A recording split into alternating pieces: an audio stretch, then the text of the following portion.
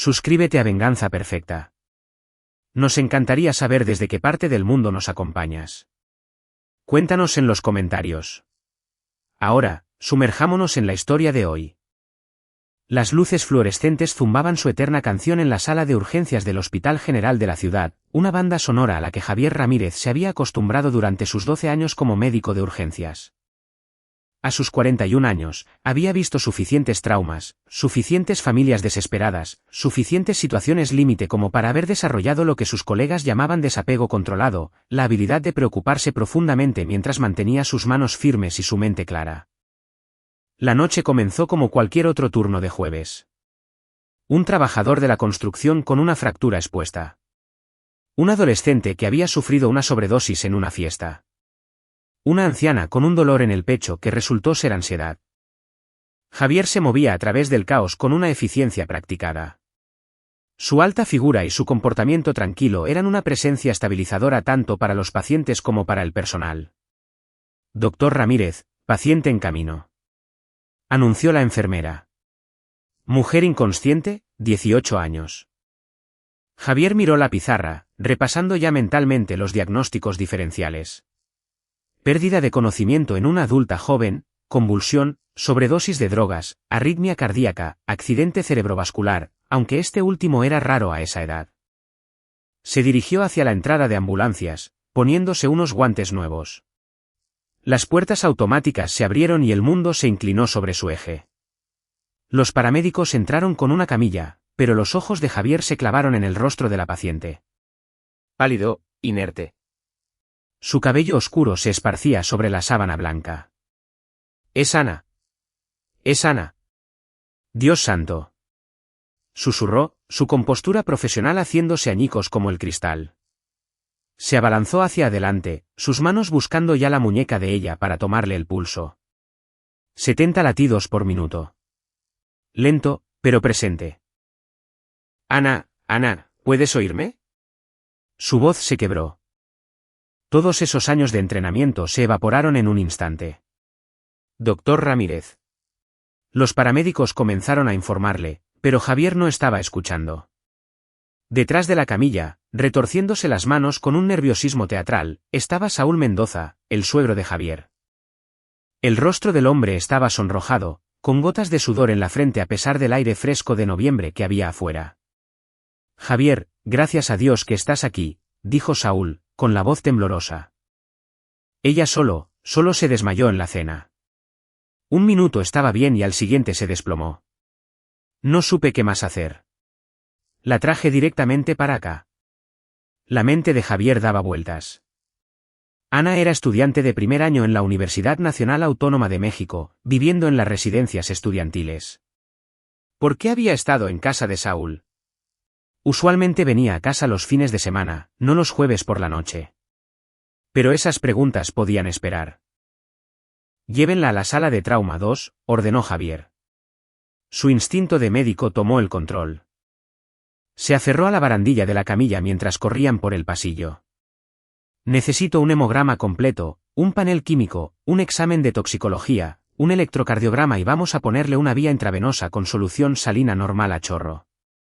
Una mano lo agarró del brazo. La doctora Isabel Cárdenas, su colega y amiga desde hacía 8 años, lo detuvo con una fuerza sorprendente para su delgada complexión. «Javier, detente. Isabel, es mi hija. Lo sé, y es exactamente por eso que no puedes tratarla». Sus ojos grises eran firmes detrás de sus gafas, compasivos, pero firmes. «Política del hospital. Conoces las reglas. Al diablo con la política, Javier». Ella se acercó, bajando la voz. La camilla ya estaba desapareciendo en la sala de trauma. Las enfermeras pululaban alrededor de Ana. «No puedes ser objetivo. Dudarás de cada decisión. Déjame encargarme de esto. La cuidaré bien, te lo prometo». Apretó la mandíbula con tanta fuerza que le dolieron los dientes. Ella tenía razón. Por supuesto que tenía razón. Pero cada instinto le gritaba que estuviera en esa habitación, que fuera el quien revisara sus signos vitales, quien le pusiera la vía intravenosa, quien descubriera que estaba mal. «Necesito estar con ella», dijo, odiando lo indefenso que sonaba. Sala de espera de familiares. Te mantendré informado a cada paso. Isabel le apretó el hombro. Ve. Quiso discutir, imponer su autoridad, hacer algo, pero Saúl ya estaba tirando de su codo. Vamos, hijo. Deja que trabajen. Está en buenas manos. Javier se dejó llevar a la sala de espera. Una habitación claustrofóbica con sillas de color malva y revistas de hacía años. Las luces fluorescentes aquí zumbaban de manera diferente, con un tono más agudo, como una advertencia. Saúl se desplomó en una silla, hundiendo el rostro entre las manos. Javier permaneció de pie, con los puños apretados, mirando fijamente las puertas dobles que lo separaban de su hija. ¿Qué pasó?, exigió Javier. ¿Por qué estaba ella en tu casa? Saúl levantó la vista y Javier notó por primera vez cuánto había envejecido su suegro. A los 68 años, Saúl siempre había sido robusto, un exentrenador de fútbol de preparatoria que todavía proyectaba vitalidad. Pero esta noche, su piel tenía una palidez grisácea, con profundas arrugas marcadas alrededor de su boca. Llamó esta tarde, dijo Saúl. Dijo que no se sentía bien.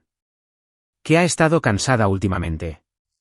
Tu suegra pensó que podría ser mononucleosis o algo que anduviera por el campus.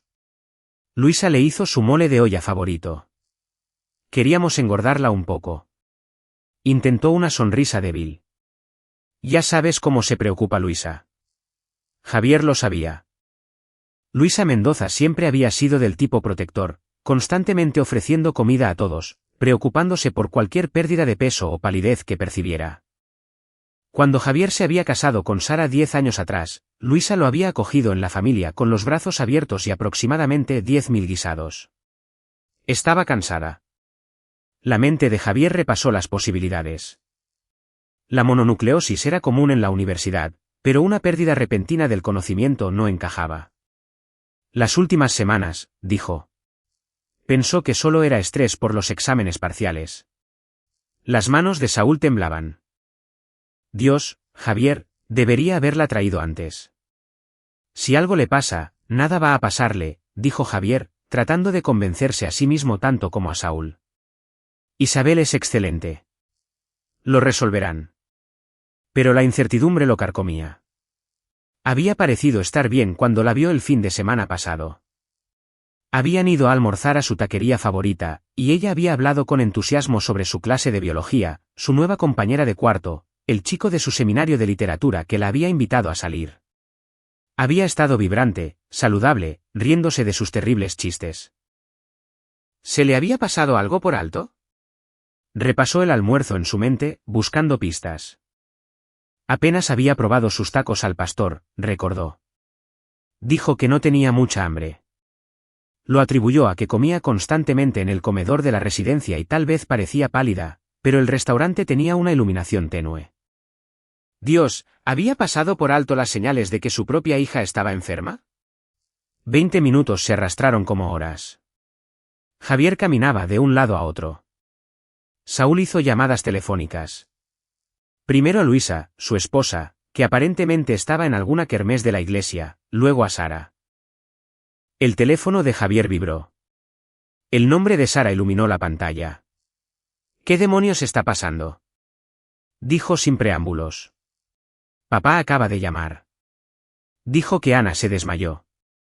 Estoy en el hospital. La están examinando ahora. Voy para allá. La llamada se cortó. Javier miró su teléfono. Sara trabajaba como representante de ventas farmacéuticas y su territorio cubría 3 estados. Había estado en Jalisco esta semana. ¿O era Nuevo León? Había perdido la cuenta. Llevaban casados 10 años, pero los últimos 2 habían sido tensos.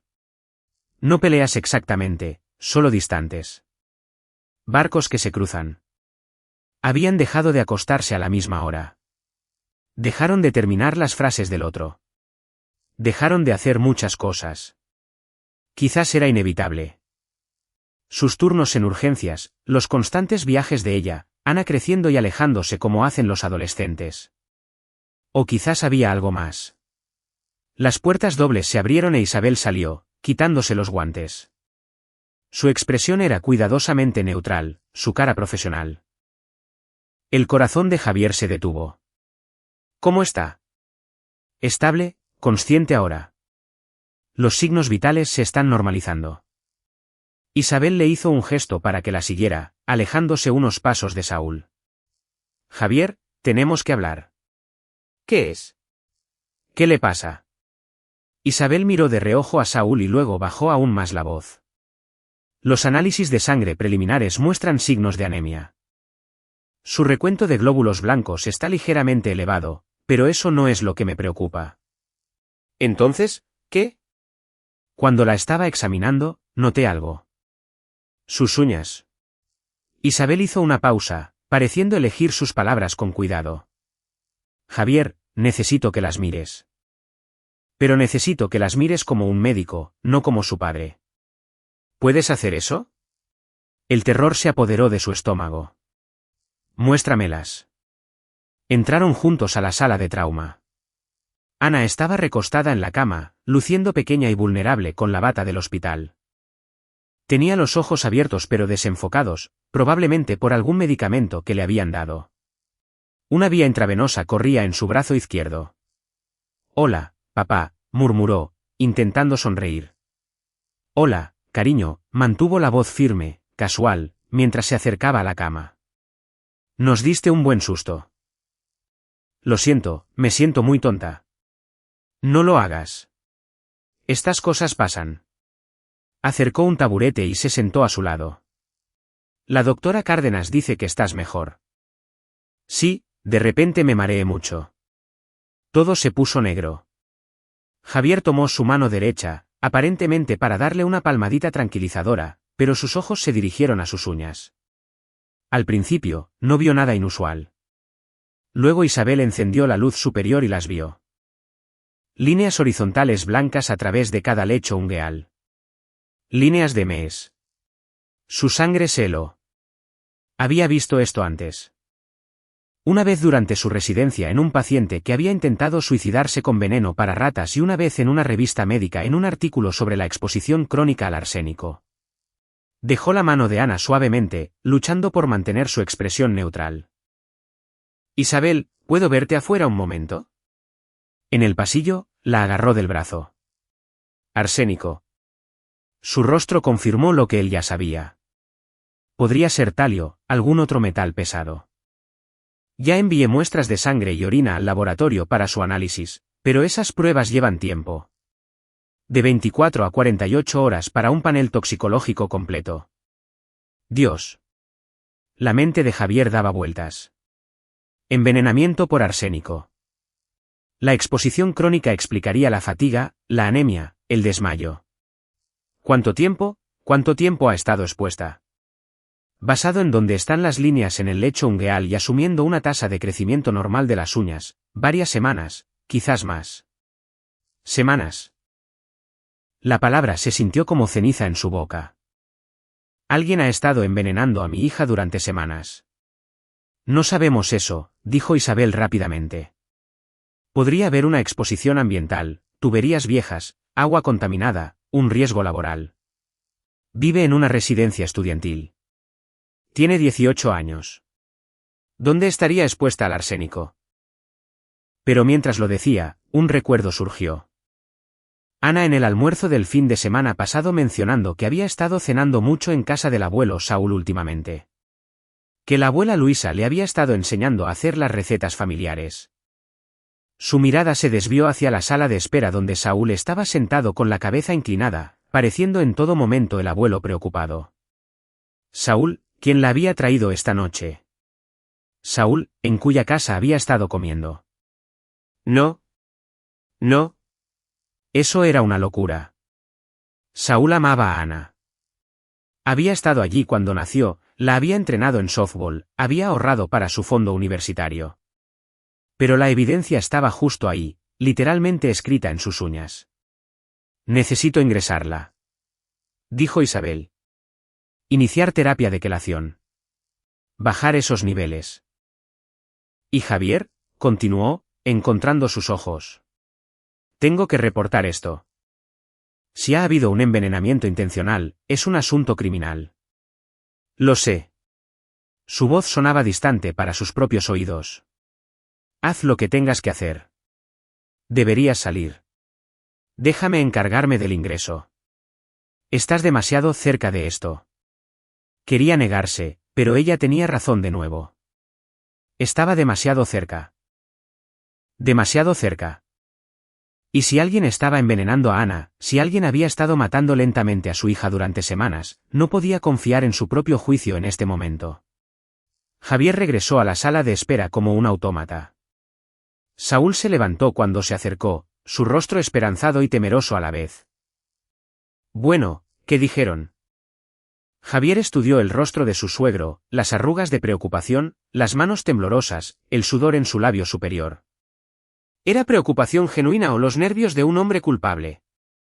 Le están haciendo más pruebas, dijo Javier con cuidado. Quieren mantenerla en observación durante la noche. Pero va a estar bien. ¿Eso creen? Saúl se relajó con alivio y Javier sintió una punzada de culpa, pero no podía mostrar sus cartas. Todavía no.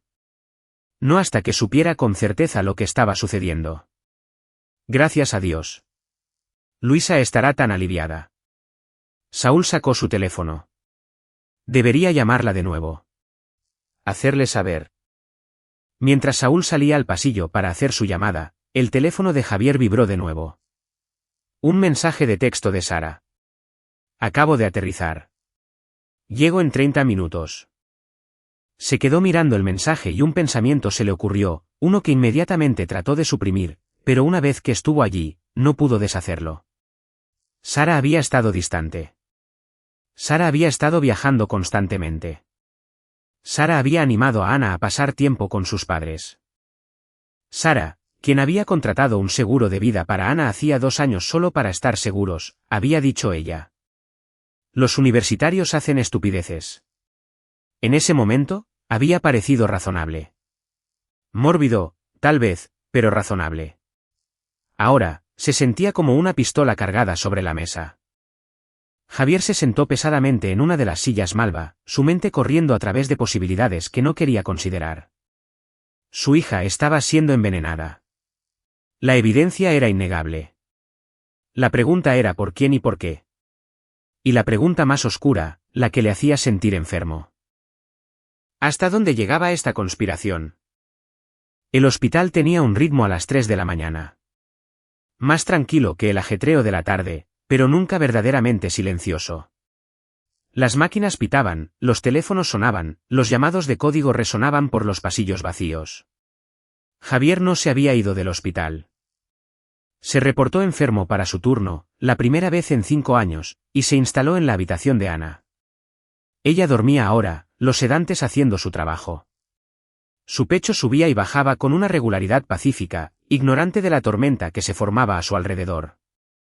Sara había llegado alrededor de la medianoche, con su equipaje de diseñador todavía a cuestas de su viaje a Jalisco. Se había precipitado a la habitación de Ana, toda preocupación maternal y abrazos llorosos. A los ojos de Javier, parecía genuino. Pero Sara siempre había sido buena para las ventas.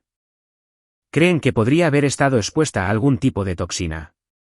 Le había dicho Javier con cuidado, observando su reacción.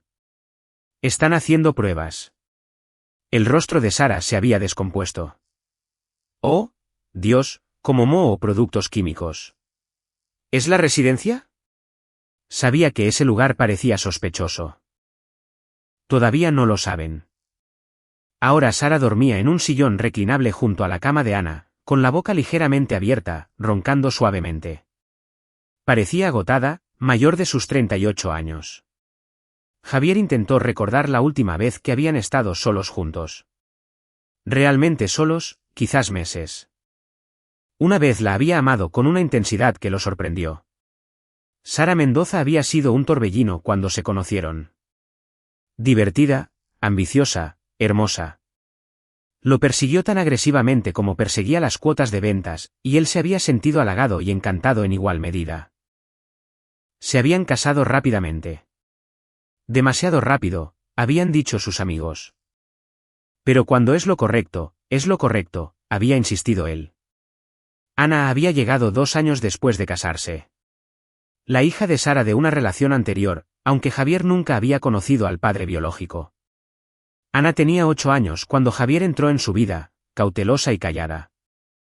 Había llevado tiempo, pero finalmente lo había llamado papá, y él lo decía en serio cuando decía que no podría amarla más si hubiera sido su hija biológica. Pero en algún momento del camino, su matrimonio se había calcificado. La calidez se había escapado, dejando atrás una asociación funcional pero fría. El teléfono de Javier vibró en su bolsillo. Un mensaje de texto de Isabel. Preliminares del laboratorio listos. Ven a mi oficina. Salió de la habitación, dejando a Sara y a Ana durmiendo. La oficina de Isabel era un santuario desordenado de revistas médicas, tazas de café a medio beber y un póster descolorido del sistema circulatorio humano. Estaba sentada detrás de su escritorio, con el rostro grave. Siéntate, Javier. Se sentó. El examen toxicológico preliminar es positivo para arsénico. Deslizó una impresión sobre el escritorio. Los niveles en sangre están elevados pero no son agudamente tóxicos.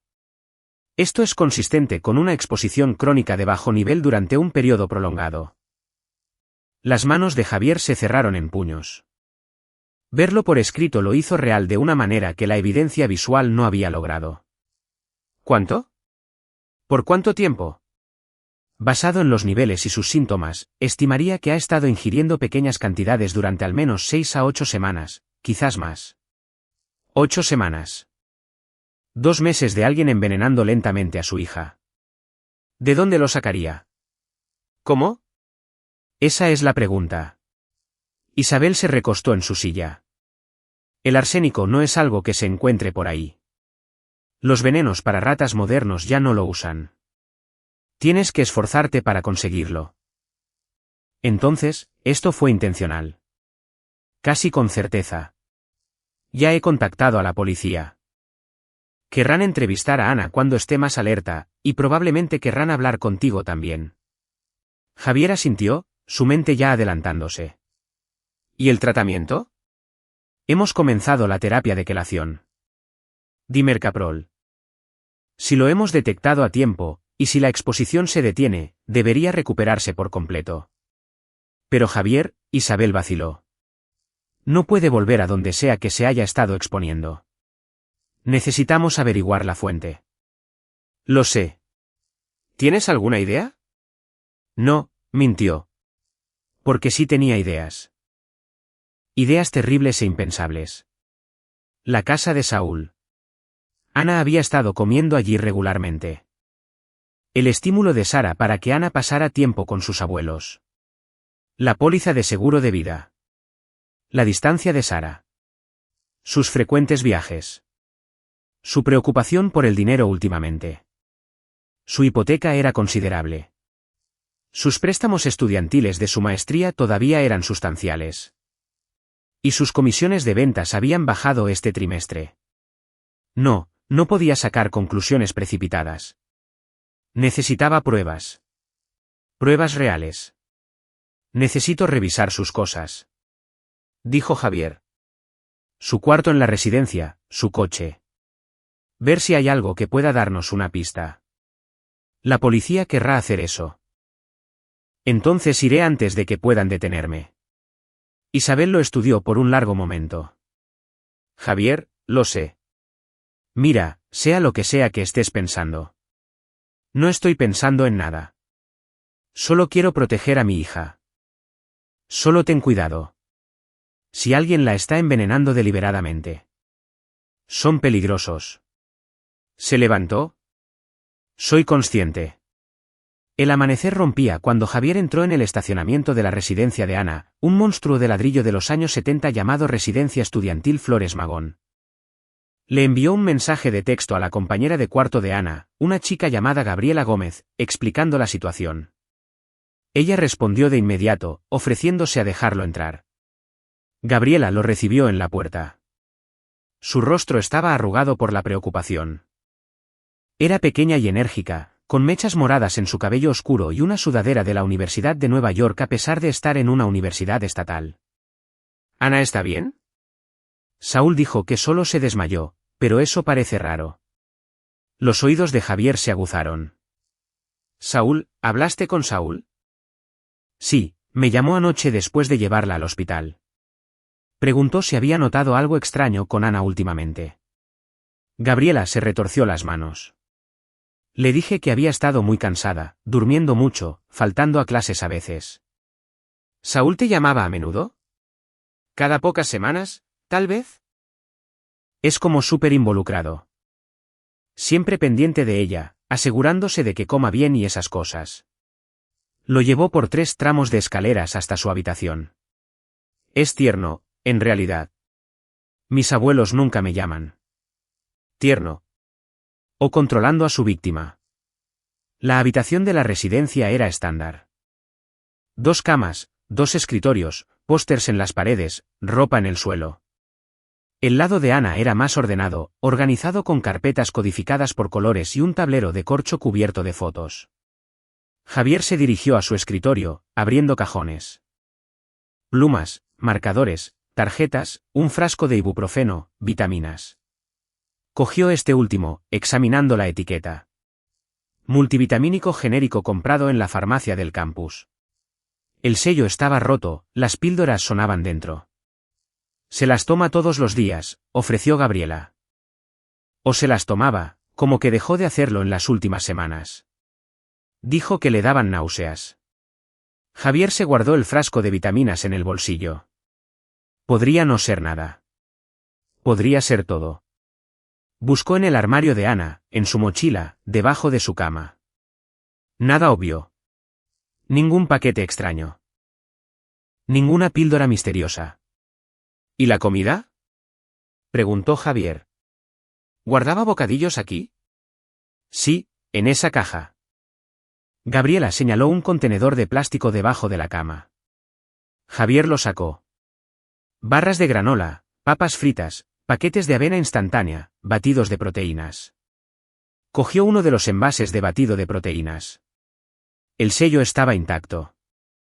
Los paquetes de avena parecían normales, pero allí, en el fondo de la caja, había un frasco de vidrio lleno de lo que parecía ser una mezcla de frutos secos casera, nueces, fruta deshidratada, chispas de chocolate.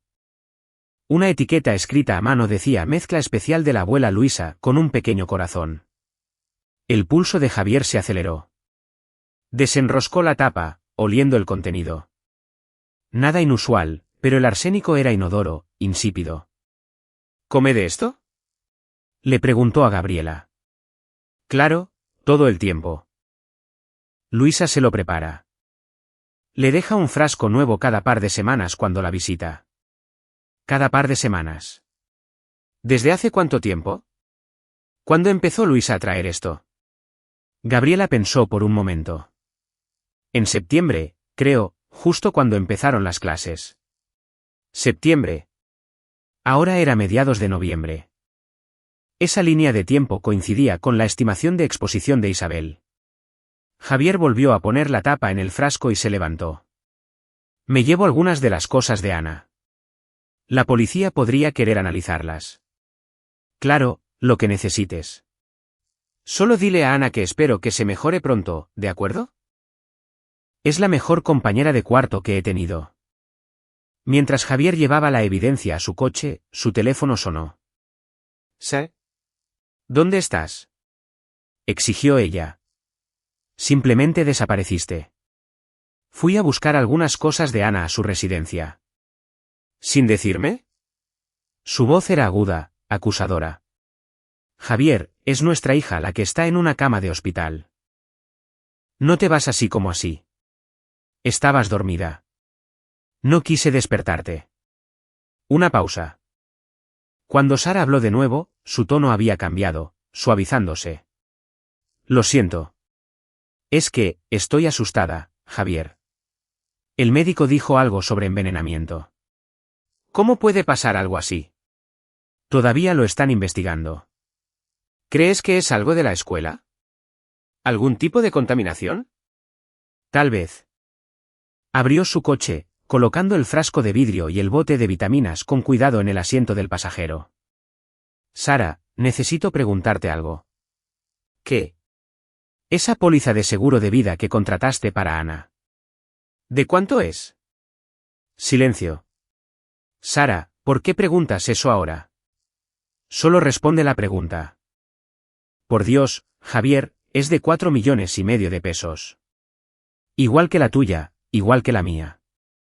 Las contratamos juntas hace 2 años. ¿Recuerdas?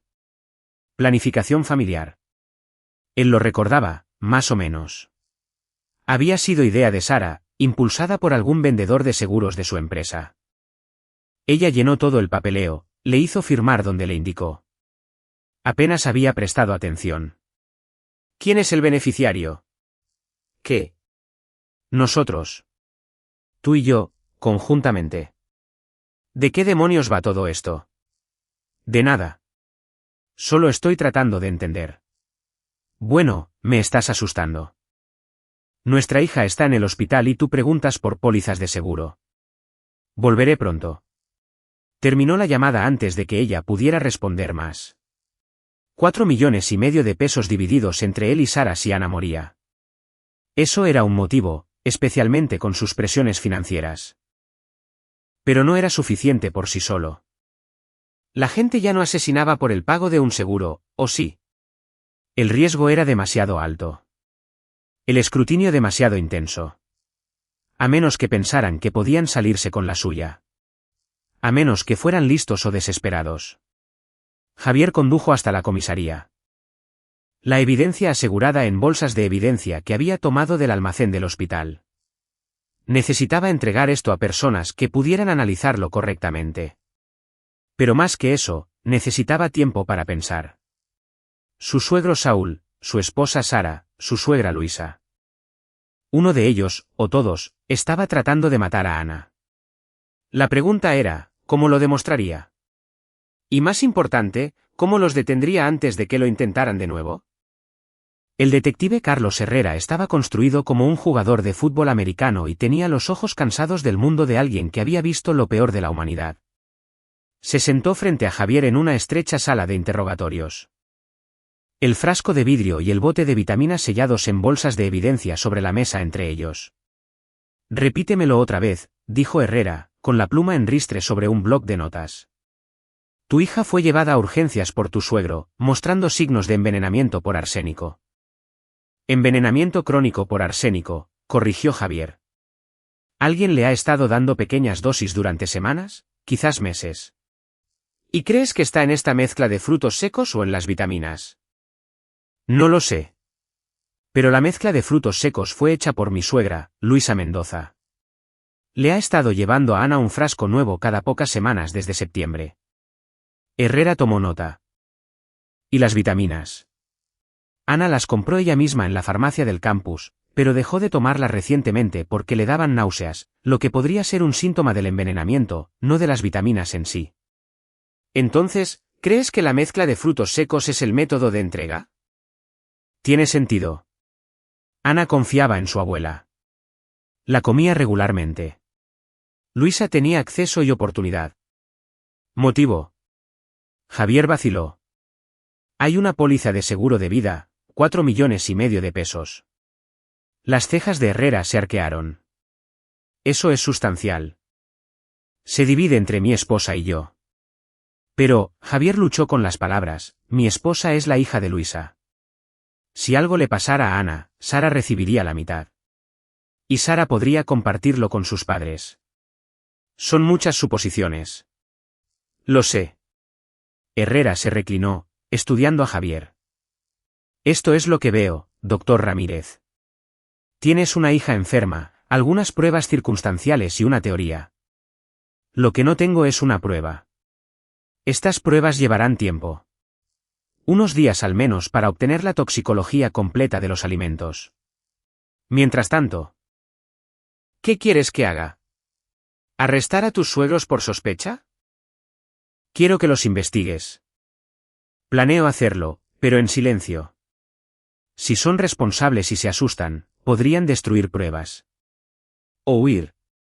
Herrera golpeó su pluma contra el bloc de notas. Mi consejo, mantén a tu hija alejada de ellos. No dejes que coma nada que le proporcionen. Actúa con normalidad por lo demás. Déjame hacer mi trabajo. Javier asintió, aunque cada instinto le gritaba que confrontara a Saúl, que exigiera respuestas, que le sacara la verdad a la fuerza. Una cosa más, dijo Herrera. Mencionaste que tu esposa ha estado distante últimamente, viajando mucho por trabajo. Sí.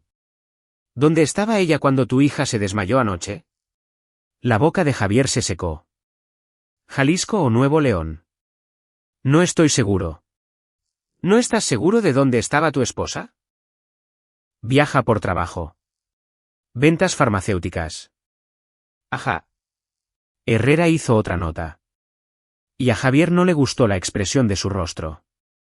Doctor Ramírez, tengo que preguntar, ¿dónde estabas tú anoche antes de que trajeran a tu hija? ¿Hablas en serio? Estaba trabajando en el hospital. Hay registros, cámaras, una docena de testigos. Solo cubriendo todas las bases. Herrera levantó las manos. En casos como este, miramos a todos. Primero a los familiares. Javier se levantó abruptamente. No estoy envenenando a mi hija, detective. Estoy tratando de salvarla. Te creo. Siéntate. A regañadientes, Javier se sentó. Esta es la realidad, dijo Herrera. Los casos de envenenamiento son una pesadilla. Son difíciles de probar, difíciles de enjuiciar. Incluso si encontramos arsénico en esa mezcla de frutos secos, tenemos que probar quién lo puso allí, cuándo y con qué intención. Tu suegra podría alegar contaminación, accidente. Ignorancia. A menos que atrapemos a alguien en el acto o consigamos una confesión, esto podría prolongarse durante meses. Mi hija casi muere. Lo sé, y voy a hacer todo lo que pueda, pero necesito que seas inteligente con esto. No te hagas el justiciero. No confrontes a nadie. Deja que la evidencia hable. Javier salió de la comisaría sintiéndose peor que cuando había llegado. El detective Herrera tenía razón, probar esto sería casi imposible. Y mientras tanto, quienquiera que estuviera envenenando a Ana no sabría que la red se estaba cerrando. O se detendrían y pasarían desapercibidos, o acelerarían su plan. A menos que Javier pudiera forzar su mano de alguna manera. Una idea se estaba formando, oscura y arriesgada. Necesitaba pensarla cuidadosamente. Pero si la policía no podía hacer justicia, tal vez él podría, no a través del sistema, sino al margen de él. Había pasado 12 años en medicina de urgencias aprendiendo a salvar vidas. Tal vez era hora de aprender a destruir una. Su teléfono vibró. Un texto de Sara. El doctor dice que Ana puede venir a casa mañana. Gracias a Dios. Javier se quedó mirando el mensaje y su sangre se heló. A casa. A su casa. Donde Sara podría monitorear la comida de Ana, sus medicamentos, todo lo que consumiera. Respondió, mantengámosla en el hospital unos días más, solo para estar seguros. La respuesta de Sara llegó rápidamente. El seguro no lo cubrirá. Está estable. Necesita venir a casa. Siempre volviendo al dinero con Sara. Siempre volviendo al seguro y la cobertura y los costos. Javier tomó una decisión. Ana no iba a casa. Iba a un lugar seguro. Un lugar donde él pudiera controlar cada variable. Y mientras ella se recuperaba, él tendería una trampa para las personas que intentaron matarla. Una trampa cebada con algo que no podrían resistir. Oportunidad. Querían a Ana muerta por el dinero del seguro. Bien. Javier les daría una razón para intentarlo de nuevo. Y esta vez él estaría observando. Esta vez serían atrapados. Y cuando lo hicieran, Javier se aseguraría de que pagaran. No con tiempo en la cárcel. Eso era demasiado incierto, demasiado lento.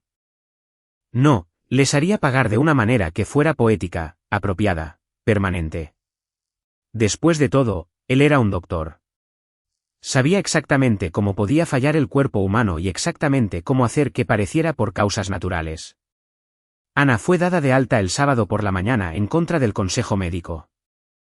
Isabel había argumentado enérgicamente para mantenerla más tiempo, pero Sara había insistido y la propia Ana quería irse. Me siento bien, papá, había dicho.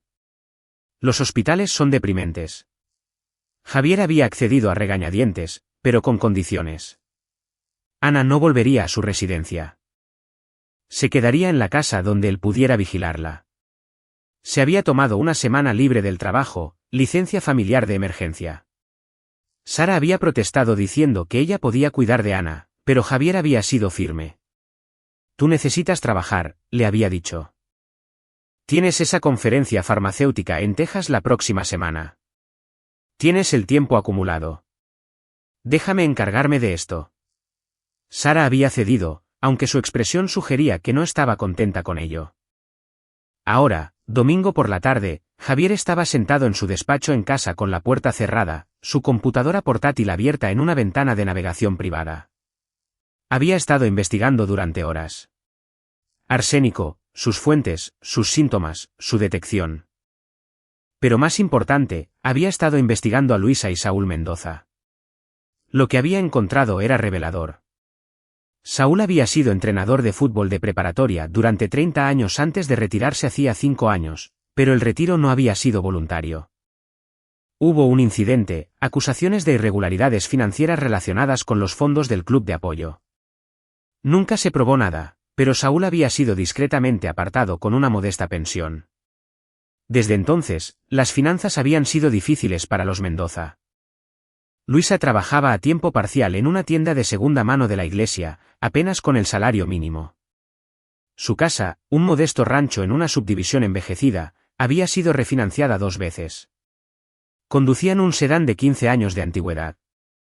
Javier consultó su informe de crédito. Había usado sus credenciales del hospital y un poco de ingeniería social para acceder a él a través de un servicio de verificación de antecedentes financieros. El informe pintaba un panorama sombrío. 3 tarjetas de crédito al máximo. Una línea de crédito sobre el valor líquido de la vivienda agotada hasta el límite.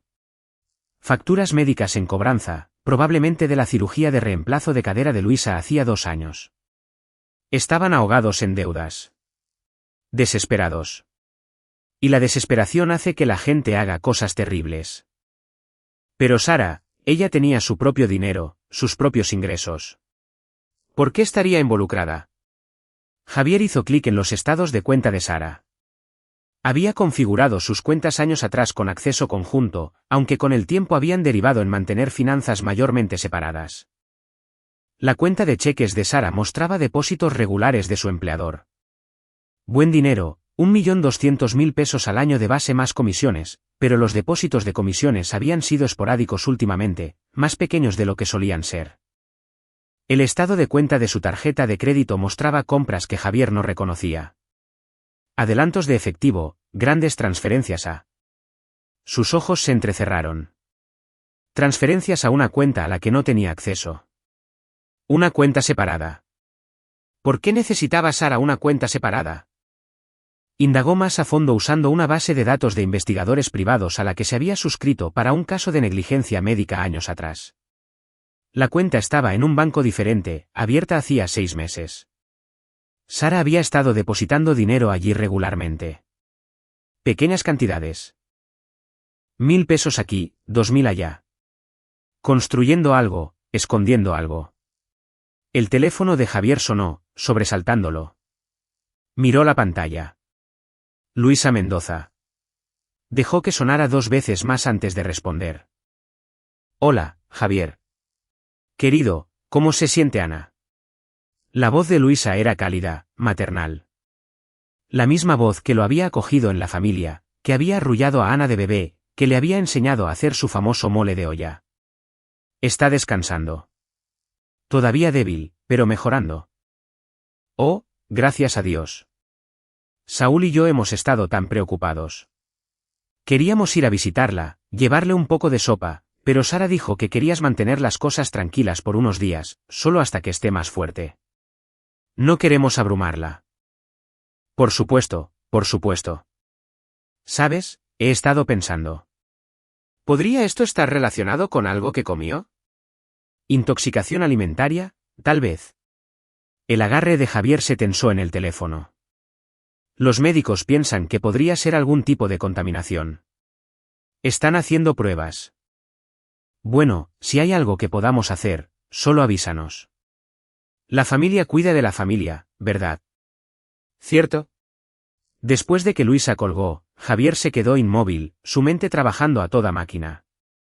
Su llamada había sido para pescar información. Quería saber qué habían encontrado los médicos, si habían identificado arsénico, lo que significaba que ella lo sabía. Tenía que saberlo. Un golpe en la puerta del despacho lo hizo cerrar rápidamente las ventanas del navegador. Sí. La voz de Ana, ahogada. Papá, ¿puedo entrar? Abrió la puerta.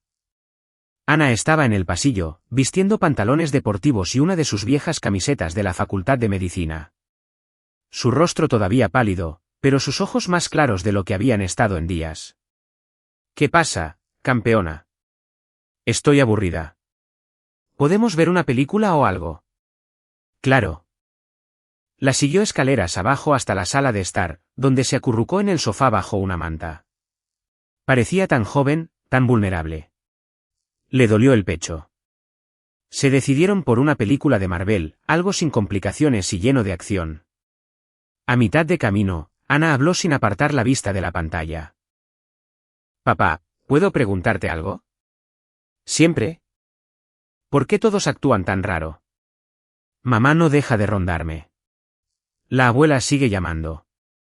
Te tomaste una semana entera libre del trabajo, lo cual nunca haces. Finalmente se giró para mirarlo. ¿Qué no me estás diciendo? Javier debatió cuánto compartir. Ana tenía 18 años, legalmente una adulta. Merecía la verdad. Pero la verdad era aterradora. Los médicos creen que alguien pudo haberte enfermado intencionalmente, dijo con cuidado. Ana parpadeó. ¿Qué? Las pruebas mostraron altos niveles de arsénico en tu sangre.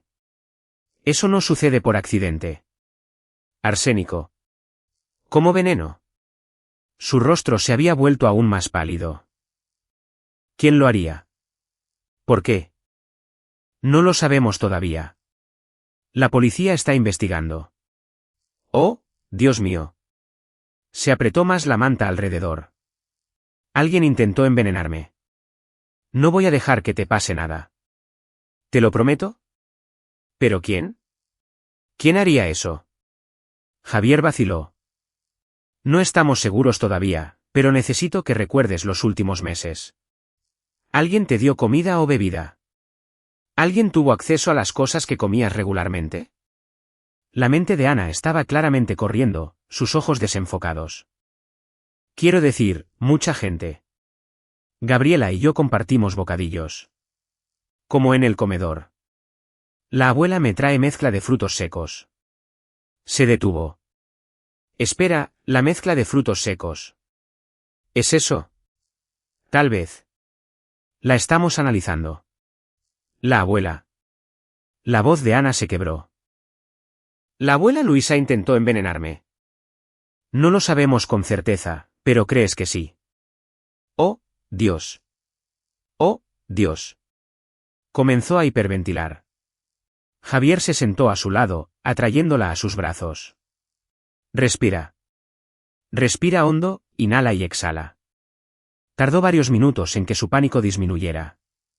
Cuando finalmente se apartó, sus ojos estaban rojos. ¿Por qué?, susurró. ¿Por qué haría eso? No lo sé todavía, pero lo voy a averiguar. ¿Y si lo intentan de nuevo? No tendrán la oportunidad. Estás a salvo aquí. No dejaré que nadie te haga daño. Pero mientras lo decía, Javier sabía que no era del todo cierto. Porque Sara también estaba aquí. Sara, quien había insistido en traer a Ana a casa. Sara, que tenía su propia cuenta bancaria secreta y crecientes presiones financieras. Tendría que vigilar a todos. No confiar en nadie. Esa noche, después de que Ana se fuera a la cama, Javier se preparó. Ordenó un sistema de cámaras de seguridad para el hogar en línea. Entrega al día siguiente.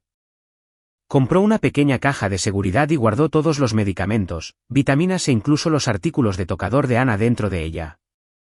Comenzó a preparar todas sus comidas él mismo, probando todo primero. También comenzó su propio proyecto. En el sótano, lejos de miradas indiscretas, reunió suministros. No para la defensa, para la ofensa. Si la policía no podía atrapar a los Mendoza, Javier lo haría. Pero no a través de pruebas y testimonios, sino con su propia medicina, literalmente. Había estudiado farmacología extensamente durante la facultad de medicina. Sabía qué drogas eran detectables y cuáles no. Sabía cómo simular una muerte natural, ataques cardíacos, accidentes cerebrovasculares, aneurismas. Sabía cómo adquirir sustancias controladas de la farmacia del hospital sin levantar sospechas. Javier Ramírez no era un hombre violento. Había pasado toda su vida adulta salvando gente, no hiriéndola. Pero ver a Ana deteriorarse, saber que alguien de su propia familia había hecho esto, cambió algo fundamental dentro de él. La investigación policial avanzaba a paso de tortuga. El detective Herrera llamó el lunes por la tarde con una actualización. Las pruebas preliminares en la mezcla de frutos secos mostraron niveles elevados de arsénico. No lo suficiente para matar de inmediato, pero sí lo suficiente para causar un envenenamiento crónico con el tiempo. Interrogaron a Luisa, quien rompió a llorar, insistiendo en que no tenía idea de cómo el arsénico pudo haber llegado a su mezcla casera. Tal vez nueces contaminadas del contenedor a granel en el supermercado. Esas cosas pasan. Y ahí estaba el problema. Ninguna prueba de intención, ningún testigo, ninguna confesión. Luisa podía alegar ignorancia. Y a menos que encontraran arsénico en su casa, del cual podría haberse desechó fácilmente para entonces, no había caso. Lo estamos investigando, le aseguró Herrera. Pero estas cosas llevan tiempo. Tiempo que Ana podría no tener si lo intentaban de nuevo. Ese lunes por la noche, Sara llegó a casa del trabajo más temprano de lo habitual. Canceló su conferencia en Texas, dijo, para estar con Ana. El gesto podría haber conmovido a Javier una vez. Ahora solo lo hacía sospechar. Sara preparó la cena. Pollo salteado, uno de los favoritos de Ana. Javier la observó cocinar, anotó cada ingrediente que usó, cada especia que añadió. Insistió en probarlo primero antes de dejar que Ana comiera. Sara se había dado cuenta. Su expresión se tensó. No confías en mí, dijo después de que Ana subiera. Debería, replicó Javier. Soy tu esposa, la madre de Ana. Madrastra, corrigió Javier e inmediatamente se arrepintió. La distinción nunca antes había importado. El rostro de Sara se endureció. ¿Cierto? Porque no es realmente mía, ¿verdad? No para ti. No es lo que quise decir. No lo es. Sara tomó su bolso del mostrador. Necesito tomar un poco de aire. Volveré más tarde. Se fue por el garaje y Javier escuchó arrancar su coche. Inmediatamente fue a su computadora portátil, abriendo la aplicación de rastreo GPS que había instalado silenciosamente en su teléfono esa mañana. Poco ético, ilegal sin consentimiento, pero ya no le importaba la ética. El coche de Sara se dirigió al sur, hacia la casa de sus padres. Javier tomó una decisión. Llamó a Gabriela, la compañera de cuarto de Ana. Hola, soy el papá de Ana. Necesito un favor. 30 minutos después, Javier se detuvo frente a una cafetería a 3 cuadras de la casa de los Mendoza. A través de la ventana, pudo ver a Sara sentada en una mesa de la esquina con Saúl y Luisa. Sus cabezas estaban juntas, las voces bajas, en una conversación intensa. Se había estacionado lo suficientemente lejos como para que no vieran su coche, y había tomado prestado el viejo Honda de Ana en lugar de conducir su reconocible camioneta. Desde su posición, no podía oír lo que decían, pero su lenguaje corporal contaba la historia. Sara gesticulando enfáticamente, Luisa retorciéndose las manos. Saúl recostado, con los brazos cruzados, el rostro con líneas duras. Entonces Sara sacó una carpeta de su bolso. Papeles. Los extendió sobre la mesa, señalando algo. Saúl se inclinó para leer. Incluso desde esa distancia, Javier pudo ver que el rostro de su suegro se ponía rojo. Una discusión. Estaban discutiendo sobre algo en esos papeles. Javier sacó su teléfono y hizo zoom con la cámara, tomando fotos. Probablemente no admisibles en un tribunal, pero documentación al fin y al cabo. Capturó a Sara sacando lo que parecían estados de cuenta bancarios. A Luisa llorando, a Saúl golpeando la mesa con el puño. La reunión duró 20 minutos. Luego Sara recogió sus papeles y se fue, con el rostro tormentoso. Saúl y Luisa se quedaron. Luisa secándose los ojos con una servilleta. Saúl mirando su taza de café con la expresión de un hombre que contempla su mortalidad. Javier esperó hasta que el coche de Sara se hubiera alejado del área antes de irse. Su mente corría con preguntas. ¿Qué eran esos papeles? ¿Por qué discutían? ¿Estaba Sara confrontándolo sobre el envenenamiento? ¿O estaban discutiendo sobre algo completamente diferente, como cómo repartir el dinero del seguro? Cuando Javier llegó a casa, Sara ya estaba allí, sentada en la mesa de la cocina con una copa de vino. Levantó la vista cuando él entró. ¿Dónde estabas? En la farmacia. Recogiendo el medicamento de quelación de Ana. La mentira salió fácilmente. Sara tomó un largo sorbo. Tenemos que hablar. El pulso de Javier se aceleró, pero mantuvo su rostro neutral. ¿Sobre qué? Sobre lo que ha estado pasando. Sobre nosotros. Hizo un gesto hacia la silla vacía frente a ella. Siéntate. Él se sentó. Sara lo estudió por un largo momento, sus dedos trazando el borde de su copa de vino. Sé que piensas que tuve algo que ver con que Ana se enfermara. Javier no dijo nada. Te vi observándome cocinar la cena, probando todo primero. Me has estado tratando como a una sospechosa. Su voz era firme, pero había dolor debajo. Javier, amo a esa chica. Es mi hija. Aunque no haya salido de mi cuerpo, nunca le haría daño.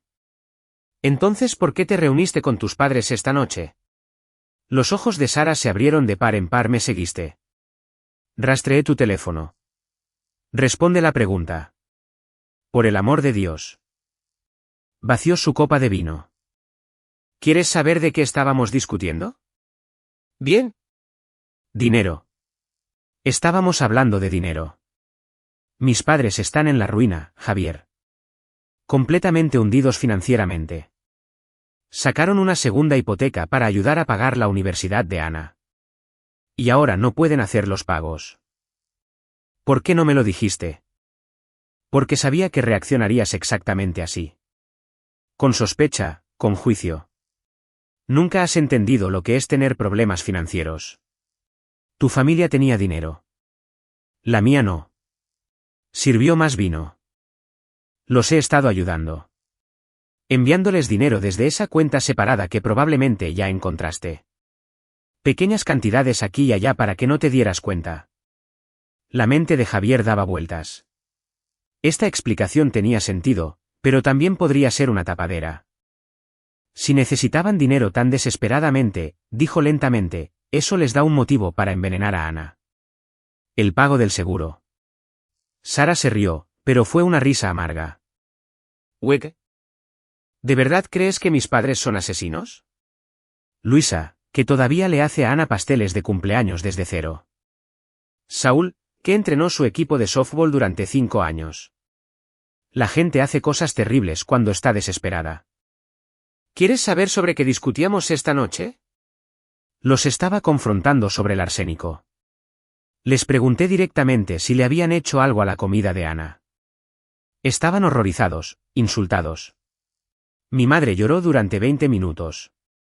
Sara se inclinó hacia adelante. Ellos no hicieron esto, Javier. Los conozco. No lo harían. Entonces, ¿quién lo hizo? No lo sé. Tal vez realmente fue contaminación. Tal vez las nueces a granel en el supermercado. Se detuvo, algo parpadeó en su rostro. ¿Qué? Hay alguien más que ha estado mucho cerca de Ana últimamente. Alguien en quien confía, ¿quién? Sara vaciló. Su exnovio, Tomás Morales. Ha estado enviándole mensajes constantemente, tratando de volver con ella. Me lo contó hace unas semanas. Dijo que se estaba volviendo obsesivo. Javier no sabía que Ana tenía un exnovio. Pero entonces sabía mucho sobre la vida de su hija que no sabía. ¿Por qué la envenenaría? Si no puedo tenerte, nadie te tendrá. No lo sé, Javier.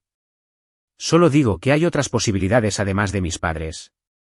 Se levantó, llevando su copa de vino al fregadero. Me voy a la cama. Puedes confiar en mí o no, pero ya terminé de defenderme. Después de que ella se fue, Javier se quedó solo en la cocina oscura, sus pensamientos en espiral. ¿Estaba Sara diciendo la verdad, o era esto una distracción, arrojando sospechas a otra parte? Sacó su teléfono y buscó en Google Tomás Morales combinado con la preparatoria de Ana. Apareció un perfil de Facebook. Tomás Morales, 19 años, asistía a un colegio comunitario. Su foto de perfil mostraba a un chico delgado con ojos enojados y un bigote apenas visible. Las publicaciones recientes eran todas letras crípticas y angustiadas, y amenazas vagas sobre personas que lo habían agraviado. Javier hizo clic en la lista de amigos. Ana estaba allí. Se desplazó por sus interacciones públicas. Las publicaciones de Tomás en su muro se volvían cada vez más desesperadas y amargas en los últimos meses. No puedo creer que simplemente estés tirando a la basura lo que teníamos. Te vas a arrepentir de esto. Eres diferente ahora. La universidad te cambió. No eres la chica de la que me enamoré. Banderas rojas. Definitivamente banderas rojas. ¿Pero era suficiente para convertirlo en un envenenador? Javier tomó nota de mencionar a Tomás al detective Herrera. Otro hilo del que tirar. Pero en su interior, Javier no lo creía. Esto se sentía demasiado calculado, demasiado metódico para un novio adolescente despechado. Esto se sentía como alguien mayor, más paciente, más desesperado. Esto se sentía como familia. El martes por la mañana, Javier recibió una visita inesperada. Su suegra, Luisa, apareció en su puerta llevando una cacerola y con lo que solo podría describirse como una expresión penitente. Javier, por favor, ¿podemos hablar? Sus ojos estaban enrojecidos, su rostro demacrado. No pude dormir anoche. Sigo pensando en Ana, en lo que pasó. Necesito que sepas. Entra. Javier se hizo a un lado, aunque cada instinto le decía que le cerrara la puerta en la cara. Luisa dejó la cacerola en el mostrador de la cocina. Le preparé su arroz con pollo favorito. Pensé que tal vez la ayudaría a sentirse mejor. Javier miró la cacerola como si fuera una granada activa. Gracias. La pondré en el refrigerador. Javier. Luisa le agarró el brazo, su agarre sorprendentemente fuerte. ¿Crees que yo hice esto? ¿Crees que envenené a mi propia nieta? Él la miró a los ojos. ¿Lo hiciste? No. La palabra salió como un lamento. Nunca. Moriría antes de hacerle daño a esa niña. Ella es todo para mí. Entonces explica el arsénico en la mezcla de frutos secos que le preparaste. El rostro de Luisa se descompuso. No lo sé. Llevo años haciendo esa mezcla. Los mismos ingredientes, la misma receta. Compro todo en el mismo supermercado. No sé cómo se contaminó. La contaminación no ocurre así. No de manera consistente. Durante semanas. Entonces alguien más lo puso allí. Alguien tuvo acceso a mi casa, a mi cocina. Tal vez.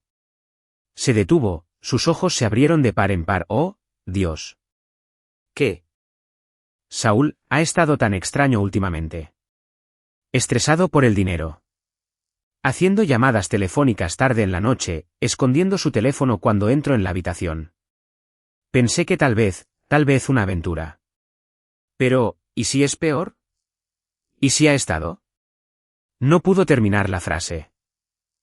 Javier la estudió cuidadosamente. Esto podría ser una revelación genuina. O podría ser ella echando a Saúl debajo del autobús para salvarse. Luisa, si sabes algo, tienes que decírselo a la policía. No sé nada con certeza. Son solo pequeñas cosas extrañas. Se retorció las manos. Hace unos meses, encontré una botella en el garaje. Algún tipo de químico. Le pregunté a Saúl al respecto y se enojó. Dijo que era para matar malas hierbas. Pero Javier, no tenemos jardín. ¿Por qué necesitaríamos herbicida? El arsénico se había utilizado históricamente en herbicidas. Muchas marcas antiguas lo contenían. ¿Dónde está la botella ahora? No lo sé. Nunca la volví a ver. Javier tomó una decisión. Ven conmigo. ¿A dónde? A tu casa. Ahora mismo. Vamos a registrarla de arriba a abajo. Luisa palideció. Saúl se enfurecerá. No me importa. Si eres inocente, demuéstralo. Si Saúl es culpable, encontremos pruebas. Tomaron el coche de Javier. El viaje a la casa de los Mendoza duró 15 minutos. Luisa retorciéndose las manos en su regazo todo el tiempo. El coche de Saúl no estaba en la entrada. Había conseguido un trabajo a tiempo parcial en Home Depot desde que se retiró, trabajando en el turno de la mañana. Tenemos unas horas antes de que llegue a casa, dijo Luisa, abriendo la puerta principal con manos temblorosas. La casa era ordenada pero anticuada. Muebles de los años 90, papel tapiz descolorido, alfombra desgastada en las zonas de mucho tránsito. Luisa llevó a Javier al garaje, que estaba lleno de los típicos trastos suburbanos. Una cortadora de césped, herramientas de jardín, cajas de adornos navideños, latas de pintura viejas. Pasaron una hora buscando. Javier usó guantes, con cuidado de no contaminar posibles pruebas. No encontró nada en los lugares obvios. Luego, en la esquina trasera, detrás de una pila de latas de pintura, vio algo. Una pequeña caja de cartón cerrada con cinta adhesiva. ¿Qué es esto?, le preguntó a Luisa. Nunca había visto eso antes. Javier usó un cúter para cortar la cinta. Dentro, envuelta en periódico, había una botella de plástico. La etiqueta había sido parcialmente arrancada, pero Javier aún podía leer trióxido de arsénico en letras descoloridas. Debajo, en letra más pequeña, advertencia. Veneno. Su sangre se heló. Oh, Dios mío, susurró Luisa. Oh, Dios mío, Saúl, ¿qué hiciste? Javier fotografió la caja, la botella, la ubicación. ¿Evidencia? Finalmente, evidencia sólida. Tenemos que llamar al detective Herrera ahora mismo. Pero mientras sacaba su teléfono, la mente de Javier ya iba por delante. Esta botella probaba que Saúl tenía acceso al arsénico, pero no probaba la intención. Saúl podría afirmar que la había comprado años atrás para el control de plagas, que se había olvidado de ella. Y con la etiqueta casi arrancada, ¿quién podría probar cuándo fue comprada? A menos que... Javier miró el periódico que la envolvía. Lo desdobló con cuidado. El papel estaba amarillento pero intacto. Comprobó la fecha. 15 de octubre de este año. Hace 2 meses. Eso es reciente, dijo Luisa, leyendo por encima de su hombro. Saúl guardó ese periódico. Lo recuerdo porque tenía un artículo sobre su antiguo equipo de fútbol ganando las finales estatales. Compra reciente, ocultamiento reciente. Esto era condenatorio. Javier llamó a Herrera, quien llegó en 30 minutos con un equipo forense.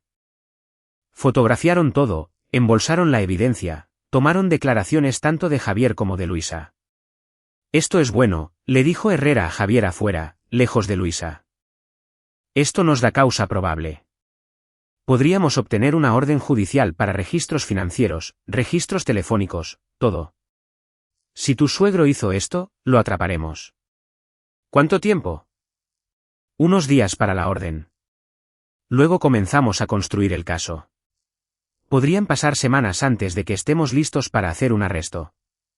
Semanas. Semanas durante las cuales Saúl sabría que estaban tras él.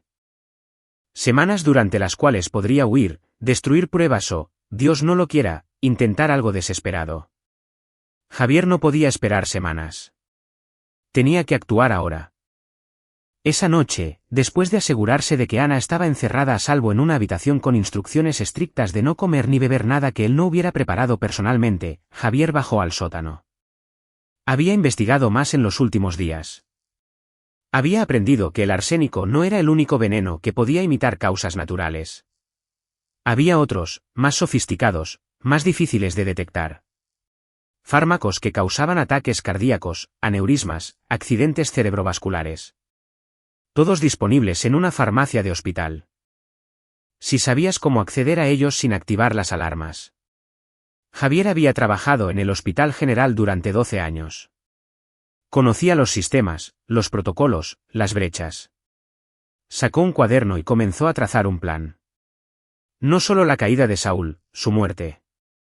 Porque la prisión no era suficiente. No por lo que le había hecho a Ana.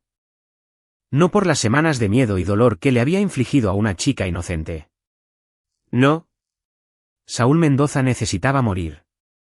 Y tenía que parecer natural. Un ataque al corazón, tal vez. Saúl tenía 68 años, sobrepeso, estrés. Nadie lo cuestionaría. La pregunta era cómo administrar la dosis. Javier no podía simplemente inyectarlo. Necesitaba que Saúl ingiriera algo o estuviera expuesto de alguna manera. Necesitaba acceso. Se formó una idea. Oscura, arriesgada, pero posible. Javier invitaría a Saúl y Luisa a cenar. Una ofrenda de paz, una oportunidad para aclarar las cosas antes de que la policía acusara formalmente a Saúl. Sara también estaría allí. Javier necesitaría su cooperación, o al menos su presencia, para que pareciera legítimo. Durante la cena, Javier dosificaría la comida o bebida de Saúl con algo de acción rápida. Cloruro de potasio, quizás. En dosis suficientemente altas, causaba un paro cardíaco. Y si se administraba por vía oral, era casi indetectable post-mortem a menos que se buscara específicamente. Saúl se desplomaría durante la cena. Javier, el médico de urgencias, intentaría la reanimación pero fracasaría. Trágico, un ataque al corazón inesperado. Esas cosas pasan, especialmente en un hombre mayor con estrés y problemas financieros. La simetría le atraía a Javier. Saúl había usado veneno para atacar a Ana. Javier usaría medicina, pervertida en veneno, para atacar a Saúl. El envenenador envenenado, el asesino asesinado. Justicia impartida por la mano del hombre que había jurado no hacer daño. Javier sabía que estaba cruzando una línea. Se convertiría en lo que odiaba. Pero no podía detenerse. La rabia era demasiado profunda, la traición demasiado completa. Mataría a Saúl Mendoza y se saldría con la suya. La invitación se envió el miércoles por la mañana. Javier llamó primero a Sara. «Quiero invitar a tus padres a cenar este fin de semana», dijo. «Aclarar las cosas. Dejar que vean que Ana está bien». Sara se mostró escéptica. «Después de todo, ¿crees que es una buena idea?» «Creo que necesitamos un cierre. La policía está investigando, pero mientras tanto, somos familia. Necesitamos lidiar con esto como familia. Javier, mi padre va a ser arrestado por intento de asesinato. No lo sabemos. Tal vez realmente fue contaminación. Tal vez Luisa tiene razón sobre los contenedores a granel. Las mentiras salían fácilmente ahora. Solo creo que, por el bien de Ana, deberíamos tratar de encontrar la paz. Aunque sea solo por una noche». Sara guardó silencio durante mucho tiempo. «Está bien. Pero si esto sale mal». «No saldrá mal. ¿Te lo prometo?» A continuación, Javier llamó a Luisa. Respondió al primer timbrazo, su voz esperanzada y aterrorizada a la vez. «Javier». «Luisa, quiero que tú y Saúl vengan a cenar el sábado por la noche. ¿A las 6? «Oh, Javier, no sé si es una buena idea. Saúl ha estado. Sabe que la policía registró la casa. Ha estado bebiendo, diciendo cosas con rabia. Necesito verlo cara a cara. Necesitamos hablar de esto como hombres. No estoy segura de que venga. Dile que estoy dispuesto a escuchar. Dile que quiero oír su versión». Javier hizo una pausa. «Dile que esta es su oportunidad para limpiar su nombre». Luisa aceptó intentarlo. Esa tarde llamó de vuelta. Saúl había aceptado ir a cenar. Javier pasó los siguientes 3 días preparándose. Solicitó cloruro de potasio de la farmacia del hospital usando un expediente de paciente falso. Bastante fácil cuando tienes acceso administrativo y sabes cómo cubrir tus huellas. Investigó dosis, métodos de administración, riesgos de detección. 50 miliequivalentes en solución, administrados en comida o bebida, causarían hiperpotasemia, potasio elevado que conduce a un paro cardíaco. Los síntomas comenzarían en 30 minutos. Náuseas, debilidad, latidos cardíacos irregulares, luego paro cardíaco. Si Javier intentaba la reanimación pero la estropeaba deliberadamente, Saúl moriría antes de que llegaran los paramédicos. Y después, si el forense se molestaba en analizar los niveles de potasio, lo cual no harían en una aparente muerte natural, los resultados no serían concluyentes. El potasio se encuentra naturalmente en el cuerpo. Los niveles altos podrían explicarse por cambios post-mortem. Era perfecto. Llegó el sábado por la noche. Sara había pasado el día cocinando costilla de res, verduras asadas, puré de papas con ajo. Ana ayudó. Aunque todavía estaba débil, sus movimientos eran lentos. Había mejorado significativamente con la terapia de quelación, pero el trauma persistía en sus ojos. ¿Estás seguro de esto, papá?, preguntó en privado mientras ponían la mesa. Tenerlos aquí. Necesito ver al abuelo Saúl, dijo Javier. Necesito mirarlo a los ojos. ¿Y si intenta algo? No lo hará. No con todos nosotros aquí. Javier le apretó el hombro. Confía en mí. El timbre sonó exactamente a las 6. Javier abrió, encontrándose cara a cara con Saúl Mendoza por primera vez desde esa noche en urgencias. Su suegro parecía demacrado, su rostro tenso y pálido, sus ojos inyectados en sangre. Javier. La voz de Saúl era ronca. Saúl, entra. Luisa lo siguió, llevando un pey. Sé que dijiste que no trajera nada, pero no podía venir con las manos vacías.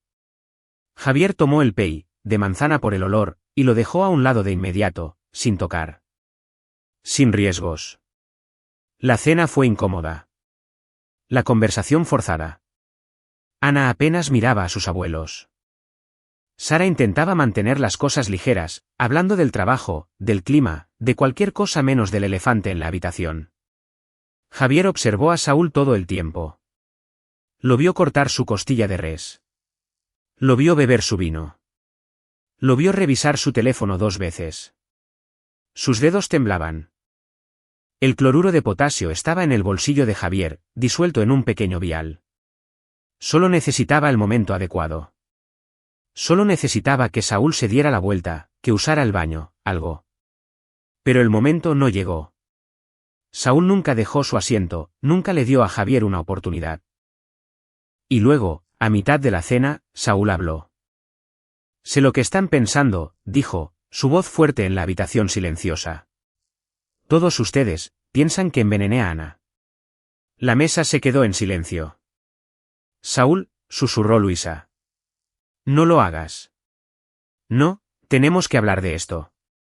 Saúl dejó su tenedor, sus manos temblando.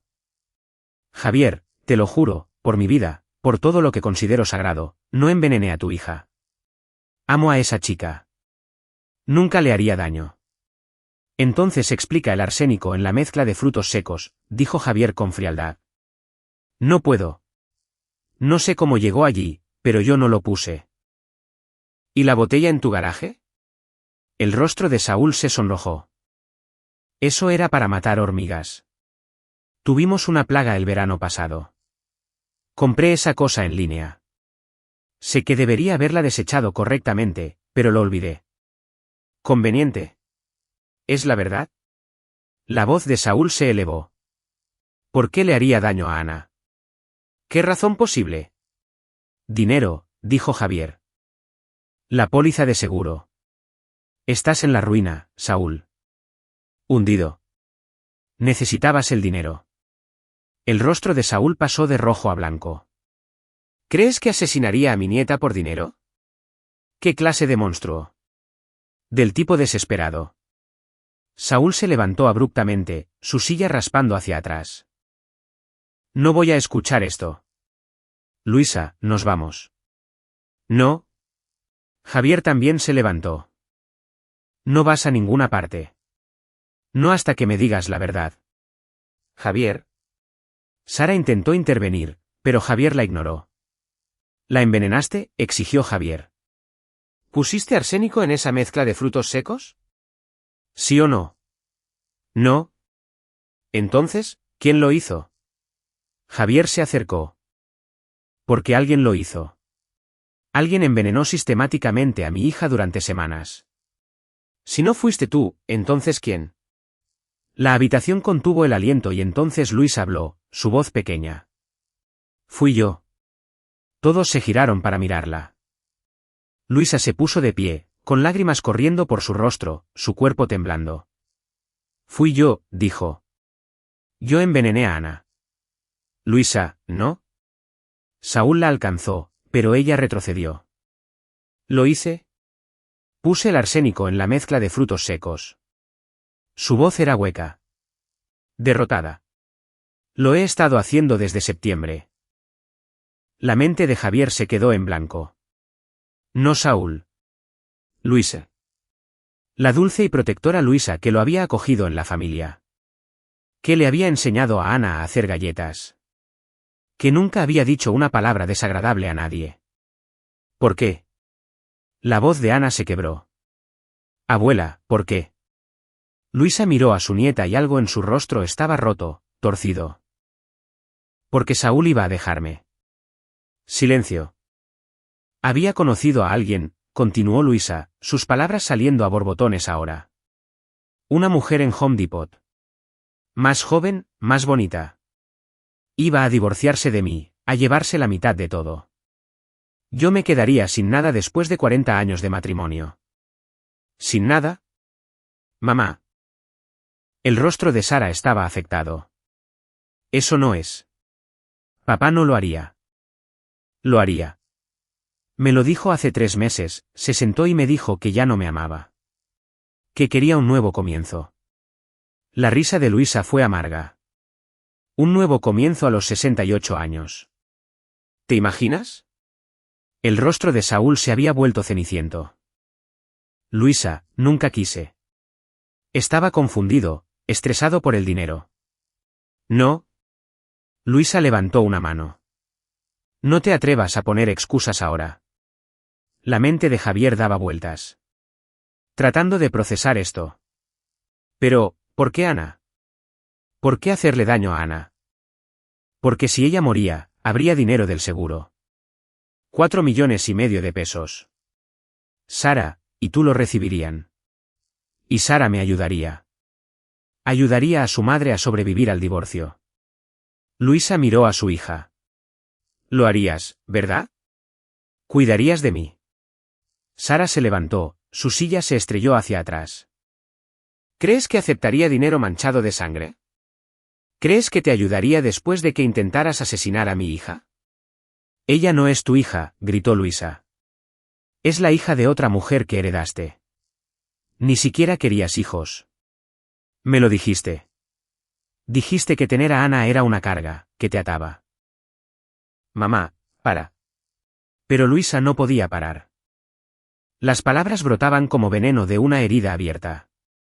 Hice esto por ti, por nosotras.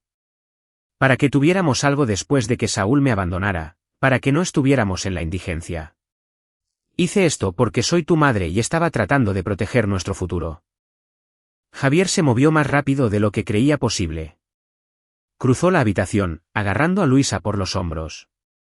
Envenenaste a mi hija. La mataste lentamente durante meses porque tu esposo quería el divorcio. Javier, suéltala. Saúl intentó quitárselo de encima, pero Javier lo empujó hacia atrás. Merece morir, gruñó Javier. Merece sufrir como sufrió Ana. Papá, para. La voz de Ana cortó el caos. Papá, por favor. Javier miró a su hija. Estaba llorando, su rostro pálido y aterrorizado. Y en ese momento, mirándola, Javier recordó quién era. No un asesino, no un envenenador. Un padre, un médico. Soltó a Luisa, quien se desplomó en el suelo, sollozando. Sara, llama al 911, dijo Javier, su voz firme ahora. Diles que envíen a la policía y una ambulancia. Sara buscó a tientas su teléfono con manos temblorosas. Javier miró a Luisa Mendoza, esta mujer que lo había acogido en su familia, que había sonreído y cocinado y fingido amar a Ana mientras la envenenaba lentamente. Y no sintió nada. Ni rabia, ni dolor, solo una claridad fría y vacía. La policía llegará pronto, dijo. Te sugiero que empieces a pensar en cómo vas a explicarles esto. Pero Luisa solo seguía llorando, acurrucada en el suelo, rota y patética. La policía llegó en 10 minutos. El detective Herrera detuvo a Luisa, leyéndole sus derechos mientras ella lloraba. Saúl estaba de pie en la esquina, con el rostro hundido entre las manos. Si por la conmoción o la vergüenza, Javier no podía decirlo. Herrera apartó a Javier. La botella de arsénico que encontramos en el garaje era de ella. Debe haber sido. Probablemente la plantó para incriminar a Saúl si las cosas salían mal. Vaya montaje. Puso a su propio esposo en la mira. Herrera sacudió la cabeza. Uno se pregunta qué clase de persona hace eso. Una desesperada, dijo Javier. Después de que todos se fueron, la policía, los paramédicos que revisaron los signos vitales de Ana, incluso Saúl, a quien se le permitió irse a casa pendiente de una mayor investigación, Javier se sentó con su hija y Sara en la sala de estar. Lo siento, dijo Sara finalmente. Debería haberlo sabido. Es mi madre. Debería haberlo visto. No podías saberlo, dijo Javier. Ninguno de nosotros podía. Intentó matar a Ana por dinero del seguro y por despecho. La voz de Sara se quebró. ¿Qué clase de monstruo? No lo hagas. Ana intervino. Su voz firme a pesar de las lágrimas. No intentes encontrarle sentido. Algunas cosas no tienen sentido. Algunas personas simplemente están rotas. Se sentaron en silencio por un rato. Finalmente, Sara se levantó. Voy a prepararte. ¿Alguien quiere? Ambos negaron con la cabeza. Después de que Sara salió de la habitación, Ana se volvió hacia Javier. Papá, ¿puedo preguntarte algo? Lo que sea. ¿De verdad ibas a hacerlo? Matar al abuelo Saúl. A Javier se le cortó la respiración. ¿Cómo lo? Vi el vial en tu bolsillo. En la cena. Sé lo que hace el cloruro de potasio. Lo miró fijamente. Ibas a matarlo. Javier quiso mentir, pero le debía la verdad. Sí. ¿Por qué no lo hiciste? Por ti. Al mirarte, recordé quién era, quién quería ser. Le tomó la mano. Quería justicia. Pero eso no es justicia. Eso es solo venganza. Me alegro de que no lo hayas hecho. Ana le apretó la mano. Me alegro de que sigas siendo tú. Se sentaron juntos en la casa silenciosa, y Javier sintió algo que no había sentido en semanas. Esperanza. Ana se recuperaría. El veneno estaba fuera de su sistema. Luisa enfrentaría un juicio, probablemente pasaría el resto de su vida en prisión. Y Javier seguiría siendo lo que siempre había sido, un médico, un padre, un buen hombre, aunque por un momento casi se había convertido en algo completamente diferente. El juicio duró 6 meses. Luisa Mendoza se declaró no culpable, alegando locura temporal provocada por el estrés de su inminente divorcio y la ruina financiera.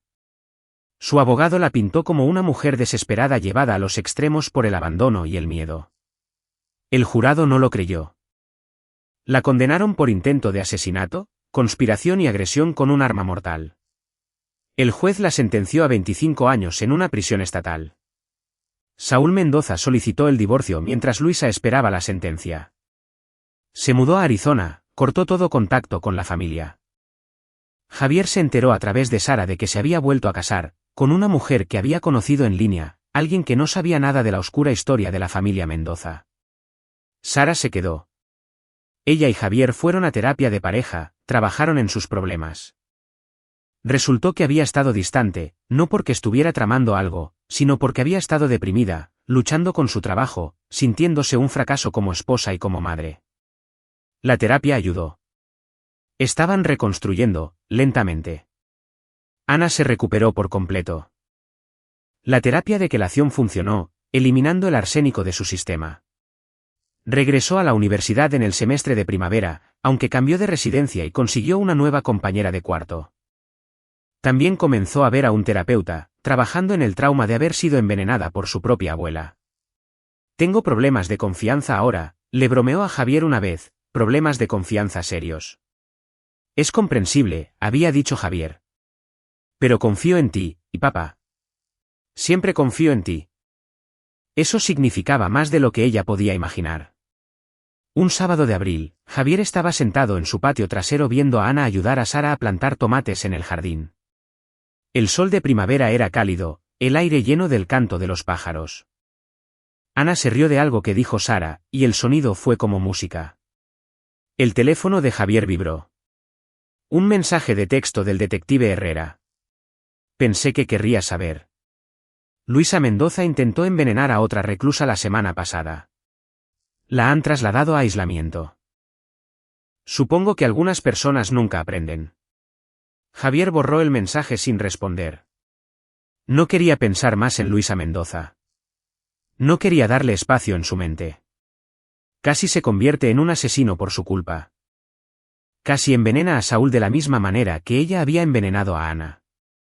Pero se alejó de ese borde. Había elegido ser mejor. Eso era lo que pasaba con la oscuridad, había aprendido Javier. Siempre estaba ahí, siempre esperando. La capacidad para el mal vivía dentro de todos. Latente, pero nunca muerta. La diferencia entre la gente buena y la gente mala no era la ausencia de oscuridad. Era la elección de caminar hacia la luz de todos modos. Javier había hecho su elección. Y mirando a Ana ahora, sana, riendo y viva, supo que era la correcta. Algunas heridas sanan, algunas cicatrices se desvanecen. Y algunas familias, rotas por la traición y el veneno, encuentran formas de repararse. No enteras de nuevo, nunca enteras de nuevo, pero funcionales, sobreviviendo. Y a veces eso era suficiente. Papá, llamó Ana desde el jardín. Ven a ayudarnos a plantar estos tomates. Javier se levantó, sacudiéndose los pantalones. Voy. Caminó por el césped hacia su familia. Hacia el futuro, hacia lo que viniera después. El pasado estaba detrás de él ahora, encerrado en una celda de prisión y enterrado en el suelo. Solo quedaba el futuro. Y el futuro, por una vez, parecía brillante. Y ahí lo tienes. Otra historia llega a su fin. ¿Qué te pareció? Me encantaría leer tus pensamientos en los comentarios a continuación. Si disfrutaste de esta historia, considera unirte a nuestra comunidad suscribiéndote. Significa el mundo para nosotros. Para más historias como esta, echa un vistazo a los vídeos recomendados en pantalla, y nos vemos en la próxima.